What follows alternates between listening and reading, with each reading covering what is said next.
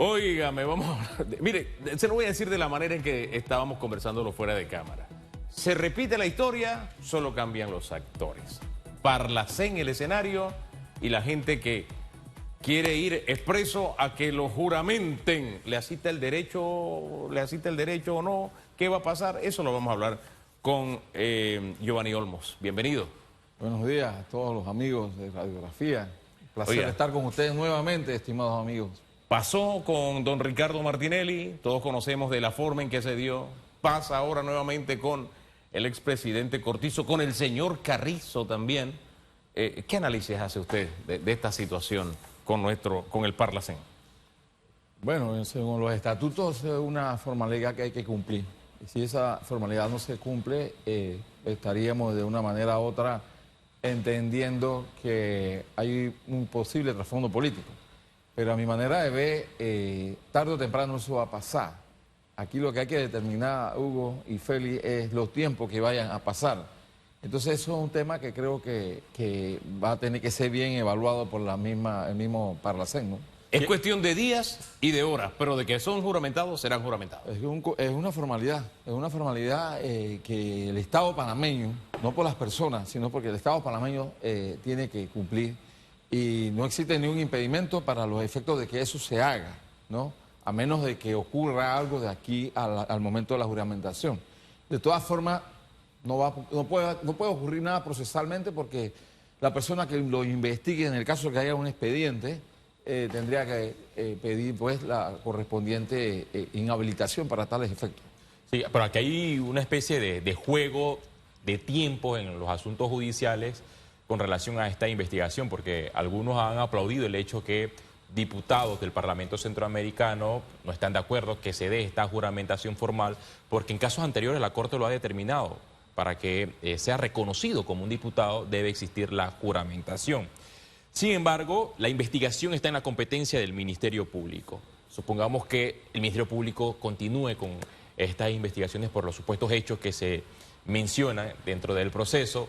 Y cuando ya existe un avance, se dé la juramentación, va con una ruptura a la competencia de la Corte, y cuando la Corte avance con ese proceso, renuncia al Parlamento Centroamericano y nuevamente vuelve al Ministerio Público, y ya la historia lo conocemos, porque es una crónica que se ha repetido en quinquenios anteriores. Bueno, esos son hechos que se conocen. En definitiva, la investigación en el acusatorio es informada. Se hace la investigación en torno a unos hechos. Primero hay que investigar los hechos, Hugo y Félix. Los hechos, si en algún momento hay un señalamiento, alguna vinculación o algún indicio que pueda demostrar que una persona forada esté relacionada a esos hechos, inmediatamente se da lo que se llama, como bien lo dijo, la ruptura procesal. Eso hay que tener mucho cuidado. Y esa ruptura procesal conllevaría el acto de inhibición, no declinatoria, inhibición del conocimiento de la justicia ordinaria y enviarlo entonces a la justicia especializada en razón del foro que tiene este funcionario. Entonces, estas investigaciones deben de continuar sobre esa persona, como ya todos lo sabemos. O sea, eso está como más que conocido por la gente, Hugo, que no estar en el Parlacén, luego están y después regresan, ya lo conocemos. Entonces, las autoridades judiciales ya deben de saber el íter, todo el mecanismo de cómo van a llevarlo esto, porque al final, ¿qué se quiere? Respuesta judicial.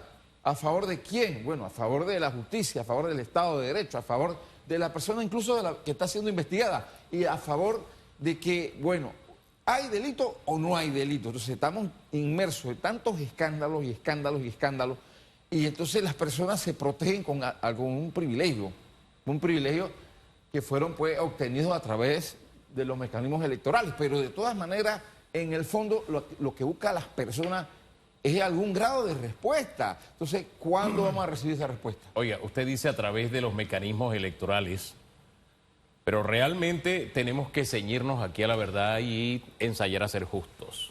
Los diputados al Parlacén que envía a Panamá no son electos según lo establece el Sí, en el tratado, caso de- sí, el cierto. tratado de adhesión. Exactamente. Ese tratado dice que deben ser electos de la misma manera que se elige a los diputados nacionales.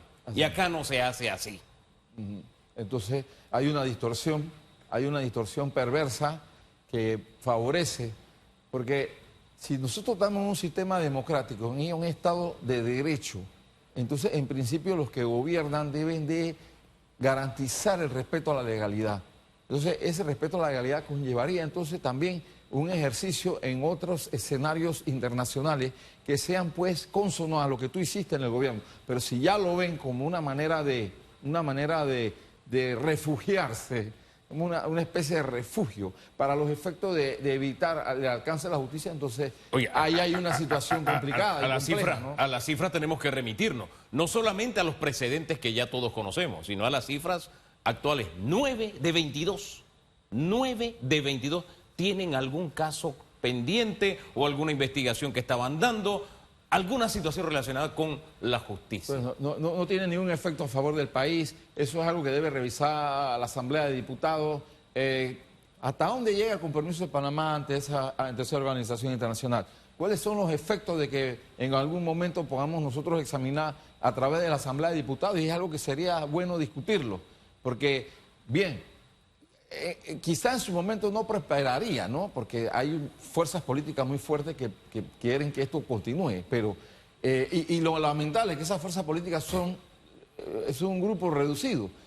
La mayoría del pueblo lo que quiere es que, ve acá, nosotros no tenemos ningún efecto a favor de Panamá. Que yo pregunto, ¿cuántas leyes, cuántos planes de gobierno, cuántas actividades de ese Parlamento han sido redituables para el país? Para los efectos de un mejor país o por una integración de Panamá con los demás países que integran el SICA. Entonces, yo considero que es hora de examinar esto y hacerlo de una manera oportuna, teniendo ya una asamblea tan fogosa, que quizá en cuanto al resultado no se están obteniendo, resultados materiales, pero veo una asamblea fogosa. Aquí conversamos con actuales diputados del Parlamento Centroamericano. Ellos están en contra de que Panamá se retire del Parlacén. Y son de la tesis que el problema de este cuestionado Parlamento no son los casos de corrupción o las personas que llegan investigadas, sino que es la falta de comunicación de este Parlamento. Y hablan que el Parlamento necesita más recursos porque la sede de Panamá se está cayendo a pedazos y proponen una reforma para que los diputados del Parlamento Centroamericano sean electos, que aparezcan en la casilla como ocurre en otros estados y que no sea por el porcentaje de votos que recibe el candidato presidencial. Claro, me parece que es algo que hay que examinar. Y yo quiero volver a un punto, Félix y Hugo, Adelante. si me permiten. Mire, cuando un fiscal tiene una investigación que vincule a alguna persona que esté dentro de este privilegio y se da esa ruptura procesal que muy bien dijiste, oye, esto afecta el íter de la investigación completamente. Tú no tienes idea cómo ese fiscal en un momento dado que está llevando esa teoría del caso, lo está llevando de una manera concatenada, congruente, coherente con los hechos, y esos hechos están encajando entonces a la hipótesis de la normativa penal. Esta ruptura tiene una afectación que puede tiene una afectación que no es conveniente para la justicia. Ahora, entonces, eso es algo que la verdad que genera suspicacia, porque mire, cuando eso llega a la Corte, está bien, yo no voy a culpar a los magistrados de la Corte, pero ellos no tienen el tiempo, ni tampoco esa función, esa labor pesquisidora, de pesquisición, de investigar las cosas como corresponde en una investigación penal. pero es que exprofeso está establecido de esa forma precisamente para que se mantenga ese fuero a favor de los diputados. Por eso está de esa manera, sean los nacionales o los del Es Parlamento. una patente de corso, a mi manera de ver, para favorecer la impunidad. Es mi forma de verla. Ahora bien, yo quiero volver al tema del tratado, porque nosotros hemos estado insistiendo a través de los años, desde que se eligieron a los primeros diputados, de manera indirecta, que nosotros violábamos el tratado.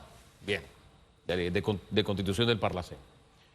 A mí lo que me llama la atención es cómo vehementemente, a través de los diferentes gobiernos, dicen, no nos podemos salir porque está establecido en el tratado y tenemos que respetar el tratado. ¿Cómo defienden que hay que respetar el tratado para no salirse? ¿por qué no defienden que el tratado establece que se tiene que elegir directamente? ¿Por qué para eso sí se viola el tratado en la elección de los diputados? ¡Wow! Esa doble, está viendo la doble tasa que tienen, ¿no? Es una dualidad un poco perversa, ¿verdad? No sé, es inentendible y yo creo que eso, porque si no estamos hablando de salirnos, entonces hagamos algo, porque ellos mismos tienen también la facultad de buscar reformas al protocolo para que garantice el Estado de Derecho y no permita y no se le dé continuidad a esa sensación pública de la impunidad. Entonces, si el Estado panameño no puede salirse del Parlacén, entonces hay que buscar un mecanismo de reforma al estatuto para los efectos de que estas personas que están vinculadas en casos graves, porque son casos graves, yo lo podría entender en casos que no de menor cuantía, pero casos que tengan que ver con corrupción, peculado, enriquecimiento ilícito, blanqueo de capital, todo eso son delitos graves. Entonces, estas son cosas que yo creo que deben de encaminarse para los efectos de lograr que este Parlamento se den las reformas para que las personas enfrenten la justicia de una manera directa. ¿Qué deben hacer los partidos políticos para poder intentar mejorar la imagen del Parlacén? Uno, enviar a personas que no tienen ningún caso abierto ante la justicia, o dos, no enviar a nadie. En el último caso, yo diría lo siguiente: no mandar a nadie, eliminar eso, o en el otro caso, mandar personas probos, personas proactivas, personas que no tengan ninguna causa pendiente grave. Por ejemplo, yo te puedo aclarar eso, Félix. Una persona puede ser denunciada en el sistema penal acusatorio y te inician la investigación formal, pero no tiene ninguna vinculación a los hechos. O sea, ya podríamos decir, oye, a esta persona hay que respetarle los principios rectores del proceso penal, por ejemplo, el estado de inocencia. Pero si ya hay una imputación, por ejemplo, hay una imputación ya hecha con aplicación de medidas cautelares, alto, ahí puede hacer una situación donde no debe esa persona ser privilegiada, ¿no? Darle ese honor de pertenecer a un parlamento de esa naturaleza. Entonces yo pienso que cada partido político debe de replantearse esa figura. ¿De verdad se lo van a replantear si sabemos que ellos son los que han mantenido esta violación permanente al tratado? Sabemos que no, Hugo, sabemos que eso no va a pasar, va a ser muy difícil porque esto tiene una base moral y ética muy fuerte y eso va a ser complicado que eso se haga. Yo sí lo veo en cierta manera con los diputados jóvenes, con los diputados de esta nueva bancada de los jóvenes. Yo sí veo esa situación que pueda pasar, pero hay que ver. ¿Jóvenes independientes o jóvenes de partido? Porque los jóvenes de partido ya están hablando el mismo idioma de los partidos tradicionales. ¿Cuáles son los partidos nuevos? Los partidos nuevos, está el partido Moca, ¿no es? Y hay otros movimientos que eso me genera cierta esperanza de que eso va a cambiar. Algún día va a cambiar. O sea, este gobierno prometió y sigue prometiendo reformas constitucionales que se van a dar en el tiempo, quizás después de los retos que debe enfrentar el presupuesto general del Estado, viene el reto de la Caja de Seguro Social, el tema minero, pero en la lupa o en el radar del gobierno de José Raúl Mulino están las reformas constitucionales. ¿Qué temas o qué cambios podemos hacer para que no se den estas investigaciones cruzadas, que los magistrados procesen a los diputados de la Asamblea Nacional y del Parlacén y viceversa? Ah, sí, esas reformas constitucionales deben de incluir de que la justicia es para todos, que la justicia no importa que no se den estos aforos de privilegio que permitan de alguna manera u otra un impedimento a que se dé una investigación objetiva, porque una verdadera investigación conllevaría el alcance de todas las diligencias procesales para investigar a esta persona. Entonces yo pienso que estas reformas constitucionales que deben ser muy oportunas en un momento adecuado para los efectos de que la persona que es denunciada o querellada por algún delito, entonces sea investigada por la justicia ordinaria. Eso es lo primero, Félix. Si cualquiera de nosotros le ponen una querella penal, ¿tú qué privilegio vas a sacar? No vas a sacar ni uno, solamente el único privilegio que tú tienes que vas a sacar es el artículo 22 y el artículo 25 del estado de inocencia. Ese es un privilegio que tenemos todos para los efectos de defendernos. Pero ¿por qué para otros sacan este tipo de licencia, por decirlo, o de privilegio para los efectos de tener una investigación un tanto más cuidadosa y más selectiva? Entonces, esta reforma constitucional, Félix, algo debe de incluirse, analizarse el tema de los derechos, las prohibiciones y los deberes del Ministerio Público para que la justicia alcance a estas personas para que sea investigada. Yo no estoy diciendo que dejen el cargo, no estoy diciendo que, porque eso es un cargo que por derecho propio en el protocolo lo tienen, o sea, eso no, nadie se va a meter con eso, porque para que tú puedas en un momento dado que la persona deje ese cargo, tienes que condenarlo o que haya un tipo de suspensión del cargo público por una detención provisional, algo así. Pero fíjese... Pero sí creo que manteniendo el privilegio podemos dar esa pequeña concesión de que, bueno, si ya tú estás investigado, bueno, que continúe la actuación criminal. Esta reforma debe, aunque sea, incluir eso, a menos que Panamá decrete a través de la Constitución que nos salimos del Parlacén, de que ya no formamos parte del Parlacén. Entonces eso ya sería otra discusión constitucional y convencional. Es que se supone que todos debemos ser iguales ante la justicia. Se supone que debería ser así. Pero fíjese que ahora que usted plantea que los presidentes y vicepresidentes por derecho propio pueden formar parte del Parlacén, ese hecho respeta el tratado y tiene mucha más formalidad y vigencia que ellos formen parte del Parlacén que aquellos que son diputados que llegaron vía las urnas de manera indirecta.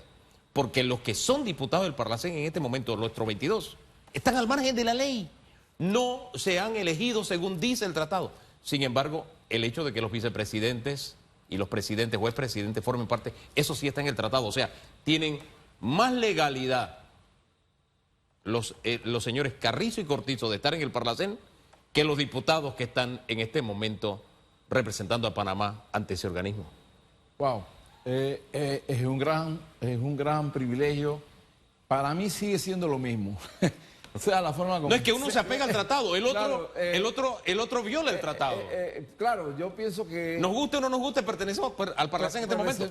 Pero unos están respetando el tratado, la letra y el espíritu, y los otros están violando el tratado. Pero ¿qué importaría que estén ellos en el Parlacén si no tuvieran causas penales y quisieran cosas redituales para el país? O sea, no tendría para mí ningún grado de efecto. Si ahí está el detalle. Pero si tienen causas pendientes graves, por ejemplo, porque esto es lo que hay que hablar, Félix y Hugo, son causas graves. Entonces, como son causas graves, entonces ya entra la suspicacia de esa causa grave, de ese hecho grave con el cargo.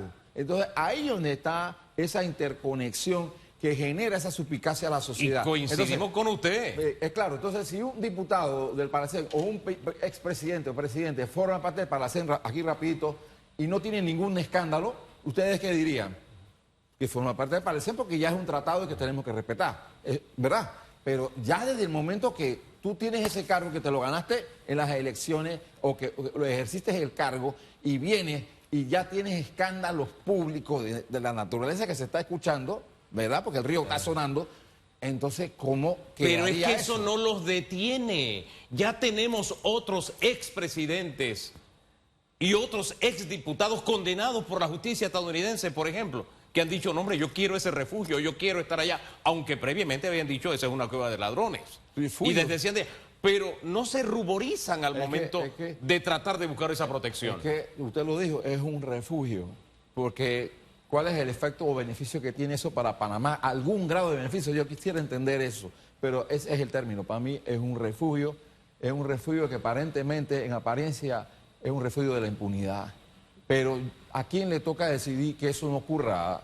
A las autoridades panameñas. Apliquen la ley, apliquen el Código de Procedimiento Penal, apliquen el Código Penal, hagan las investigaciones oportunamente, no que demoren las investigaciones, que cumplan los plazos procesales, que hagan la diligencia de manera oportuna, no demorada, porque son hechos urgentes. Mire, cada escándalo de peculado o corrupción tiene un cierto obstáculo para acreditar el hecho punible. ¿Usted sabe por qué? Porque pasado las elecciones y entrando el nuevo gobierno hace las auditorías, hace las investigaciones internas por cada institución y establece los hallazgos. Entonces, esa investigación cuando ya arranca, ya tenemos ahí un resabio de posible manipulación, obstrucción o ocultación de pruebas. Y eso puede afectar la objetividad de la investigación. Entonces el fiscal tiene que hacer un estudio retrospectivo, ¿no? De mirar para atrás y ahí datos se hace cuenta qué diligencia hace falta para probar, no solamente en contra de la persona que se esté denunciando, no, eso no funciona así, sino el hecho.